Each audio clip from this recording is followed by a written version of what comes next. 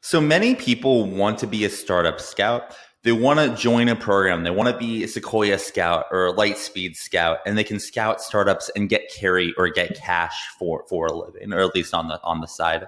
And the problem with this is that these programs are extremely exclusive and they're very, very hard to get into. And because of this, a lot of people decide to not scout because they can't get into the programs. What I want to do in this video is explain 3 points to people that are aspiring, people that want to be startup scouts, to help them realize that they pretty much can start today, even if Sequoia doesn't give them the blessing, right? So here's 3 tips for aspiring startup scouts. The first tip is one I already alluded to, which is don't wait for somebody to call you a scout. There are millions of startups out there just waiting to be scouted. Ones that have put in the time and the work, but they just don't have the network to get that warm intro or break into the scene. And if you're listening to this, you may know 1 or 2 of them. You may know more. So why do you have to wait for a VC to tell you that you can be a scout to become a scout? Do you have access to the founder? Do you believe in them? Great. Start helping them, befriend them, right? You can be a scout without someone calling you a scout. Because if you start developing relationships with founders, you may as well be one. And no one else is going to do this for you, especially if you're out of network. So, the first point here is to understand, the only one stopping you from being a startup scout is you. Now, once you understand that you are a startup scout or you can be a scout, ultimately you need to go ahead and find your corner of the internet.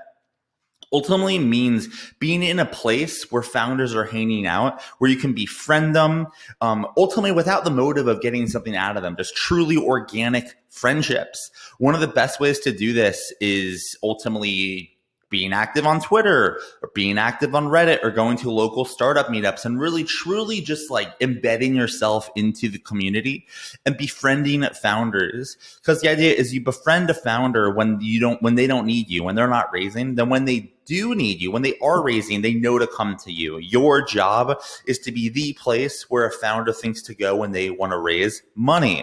And I want to reiterate one more thing. If you become a scout, ultimately, it's easy to think of it's a numbers game and be transactional, but I promise you, this is a services game. This is a relationship game. So make sure you keep it in order of first, developing friendships with founders, second, scouting and helping them. Because ultimately, if you come off as transactional, it means they're going to see that and you're not going to have a good reputation. Now, the last point I want to make for you is ultimately, you need to talk to a ton of founders to ultimately understand what a good founder looks like and acts like and what a bad founder looks like and acts like.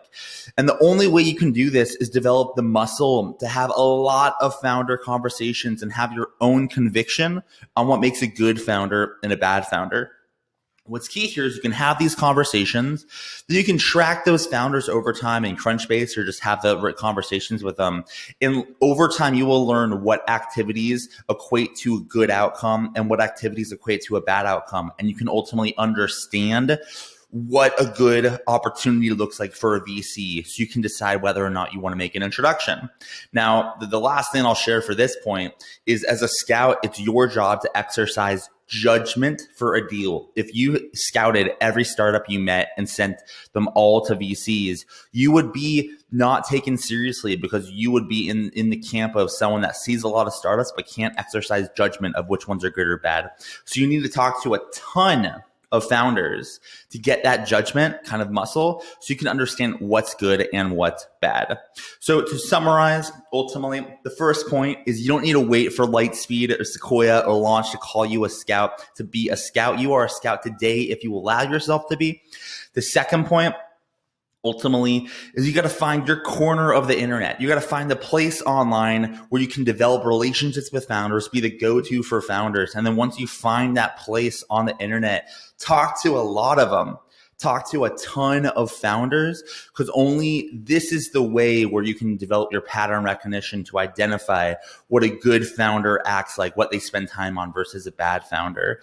Here are 3 tips to ultimately help you get into scouting. Obviously, this is a whole world, a whole ecosystem. There's a lot more to learn, but hopefully this can get you started in the right direction when you decide to start scouting. Hope this was helpful. Hope you all have a great rest of your day. Bye.